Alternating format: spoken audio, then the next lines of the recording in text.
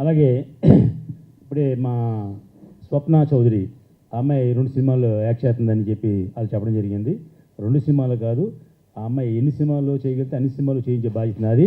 ఎందుకంటే ఆ అమ్మాయి మా సొంత అమ్మాయి లాంటిది. కాబట్టి స్వప్న చౌదరి అంటే మా ఏ ఫంక్షన్ జరిగినా ఆ అమ్మాయి యాంకరు, మంచి నటి, అలాగే అన్ని సకల గుణాలు ఉన్నటువంటి మంచి అమ్మాయి.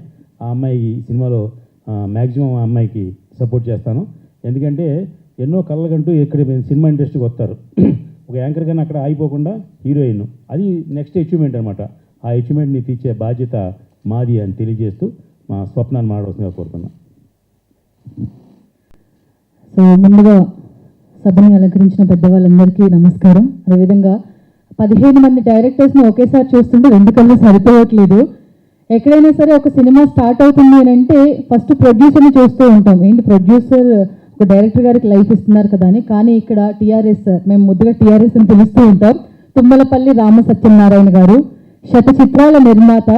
ఇప్పటి వరకు చిన్న సినిమాలైనా పెద్ద సినిమాలైనా ఎక్కడైనా సరే, ప్రసాద్ ల్యాబ్ అయినా, రామానాయుడు అయినా, సారథి స్టూడియో అయినా, ఎక్కడైనా ఏదైనా సినిమా ఓపెనింగ్ జరుగుతుంది అని అంటే ఫస్ట్ గెస్ట్ లిస్ట్లో సార్ ఉంటారు. సో అలాంటిది ఈ రోజున 15 మంది డైరెక్టర్స్కి లైఫ్ని ఇస్తున్నారు, చాలా గొప్ప విషయం.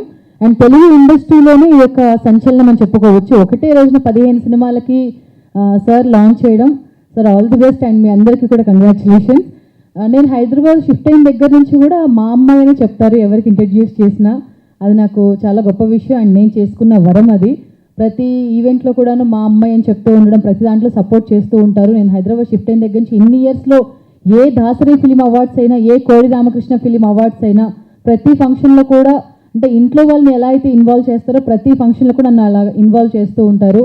సో ఇంత చక్కటి ఆపర్చునిటీ నాకు అందజేసినందుకు గాను thank you sir, thank you so much. అంటే ఇంకెక్కువ మాటలు రావట్లేదు.